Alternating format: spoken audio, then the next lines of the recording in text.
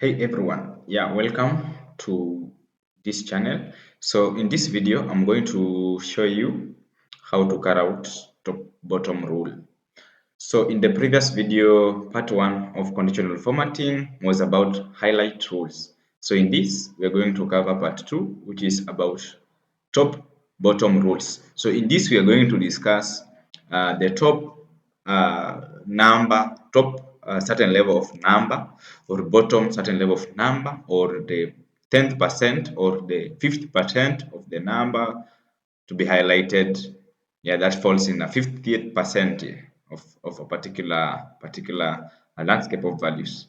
So here, for you to realize, for example, we want to know, this is the scenario where we have the student name and their marks, and we want to know the top 10 or the top 5, because the already data is out of 10, so we can talk about the top 5 or top three student marks. So we just highlight like this, and then you go to conditional formatting, then you go to top bottom rules.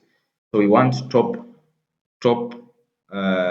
three items, let's say that. So top three items, so you go to more rules, then you come here. So under 10 you change 10 to 3. So you need top 3, and which color do you want to format? So you click format, and then now you will decide which color do you want to give these values that meet to be in the top 3. Then you click OK. Then it will be able to highlight. When you click OK here, now just confirm, it will be able to show you the top 3 students in terms of the marks. So you can see the top 3 students are, the first one will start with the Winnie, the second one is Leah, and the third one is Kelvin. So that is how we check the top 3 students using Microsoft Excel in conditional formatting. So we can also be able to check the bottom 3.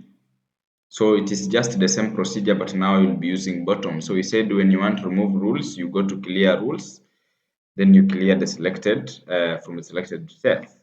So let's check the bottom 3. So how do we do that? So highlight your data, go to conditional formatting, top bottom rules. Now you'll go this time around to bottom items. So this will be the 10, but let's go to the more rules. And then we'll reach here. Now you'll change this one from top, you change to bottom, and then you change here from 10 to 3 for you to be able to highlight. Then you select the format color that you want. Maybe let's give them a red. You click OK. So when you click OK, it will be able to preview here the color. Then you can be able to click OK. Now you see the bottom 3 students in terms of their performance. So this one simply helps you to identify the bottom and the top, and some students who, or some values that lie in a particular range, some percentage of your entire population.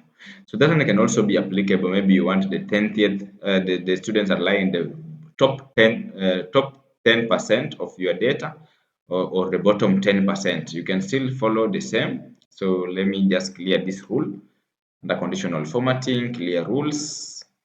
Yes. So like that. So you can be able also to check the, let's say the student that lies in the 10%. So because our data is only 10 students, the 10% is the top 10% of the students will be only one student who has performed pretty cool. So let's see. So you go to top bottom rules, and then you go to top 10% of these students. So only one student has performed 10%, top 10%. So you click OK, then you can be able to see it's only this student that has performed that. Suppose we change here a value to maybe, let's say 96.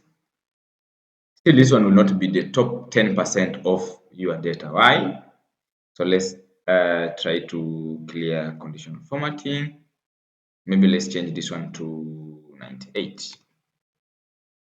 So you see it has changed from 97 to 98 because 98 is on top of 97. But now, because it is 10% and our entire population is only 10, so it will be only one student who is going to be highlighted. That lies in that 10% of top 10% of your data. So you see it automatically updates whenever you change.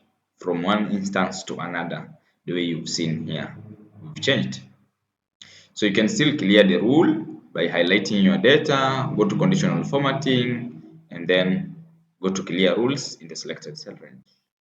So that's how we use top bottom to be able to realize conditional formatting in terms of top particular value or bottom rank of particular value, or the percentage values that lie in the particular percentage of your entire data. Yes, thank you.